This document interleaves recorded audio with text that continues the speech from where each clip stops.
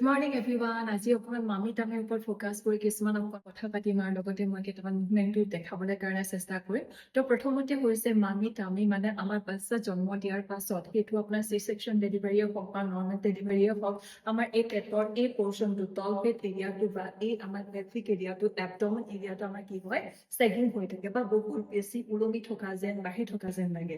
সেই বস্তুটো হয় ফেটছৰ কাৰণে হ'ব পাৰে। ডিউৰিং প্ৰেগনেঞ্চি আমি বহুত ৱেইট গেইন কৰোঁ আৰু সেই ফেটছটো আচলতে লগালগ কমি নাযায়, অকণমান সময় লাগে ফেটছটো কমিবৰ কাৰণে। তো হয়তো ফেটছ আপোনাৰ তাতে প্ৰেজেণ্ট আছে, সেইকাৰণে আপোনাৰ পেটটো ফুলি থকা যেন বা বহুত শকত শকত যেন অনুভৱ হৈছে, বা আপোনাৰ ফেটছ নাই, আপোনাৰ কি হৈছে মাছল ছেপাৰেট হৈ গৈছে। কাৰণ যেতিয়া আমি বেবী এটা আমাৰ গৰ্ভত ধাৰণ কৰি থাকোঁ, তেতিয়া বেবীটোৰ কাৰণে জেগা উলিয়াবলৈ বা স্পেচ ৰেডি কৰিবৰ বাবে আমাৰ মাছলছখিনি এনেকৈ ছেপাৰেট হৈ যায় আৰু বেবীৰ কাৰণে স্পেচ উলিয়ায়। যাৰ ফলস্বৰূপে এই বস্তুটো যেতিয়া আফটাৰ ডেলিভাৰী মাছলখিনি তেনেকৈ ছেপাৰেট হৈ থাকি যায় আৰু বস্তুটো চেগিং হৈ থাকে বা ওলমি থাকে আৰু একদম তল পেট এৰিয়াটো বহুত ডাঙৰ যেন দেখা পায়। তো এতিয়া সেই মাছলখিনি আমি হিল কৰিব লাগিব আফটাৰ ডেলিভাৰী। কিছুমান এনেকুৱা ধৰণৰ মুভমেণ্ট আছে যি আমাক এই মাছলখিনি আকৌ চপাই অনাৰ ক্ষেত্ৰত আমাক সহায় কৰিব। মাছলখিনি ছেপাৰেট হৈ গৈছে, এতিয়া আমাৰ কামটো হ'ব, ফ'কাছটো হ'ব মাছলখিনি আমি চপাই আনিব লাগিব। আৰু সেই মুভমেণ্টবিলাক কৰোঁতে আমি ব্ৰিডিংটোত মেইনলি ফ'কাছ কৰিব লাগিব। ব্ৰিডিঙৰ লগে লগে আমাৰ পেলভিক এৰিয়া বা আমাৰ এবডমেন এৰিয়াৰ মুভমেণ্ট কিছুমান আমি কৰিব লাগিব, যি আমাৰ এই মাছলছবিলাক হিল কৰি পিনি আকৌ চপাই আনি সেই চেগিং বা ওলমি থকা পেটটো মামি টামিটো নাইকিয়া কৰাৰ ক্ষেত্ৰত আমাক সহায় কৰিব পাৰিব। তেন্তে আমি পলম নকৰি আজি অকণমান আমি এবডমেন ব্ৰিডিং কৰোঁ, যি আমাৰ এই এবডমেন এৰিয়াত ফ'কাছ কৰিব, যি আমাৰ এই পেলভিক এৰিয়াটোত ফ'কাছ কৰিব, যি এই ছেপাৰেট হৈ যোৱা মাছলছখিনিক হিল কৰি আকৌ চপাই অনাৰ ক্ষেত্ৰত আমাক সহায় কৰিব পাৰিব। অকণমান থিয় কৰি দেখুৱাবলৈ চেষ্টা কৰোঁ।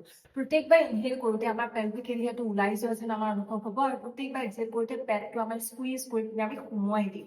তো মই হাতখন বেক চাইডে ৰাখিছোঁ যাতে আপোনালোকে মোৰ এই পেলভিক এবডমেন এৰিয়া মুভমেণ্টটো ইনহেলেশ্যন এক্সেলেশ্যনৰ লগত মন কৰে।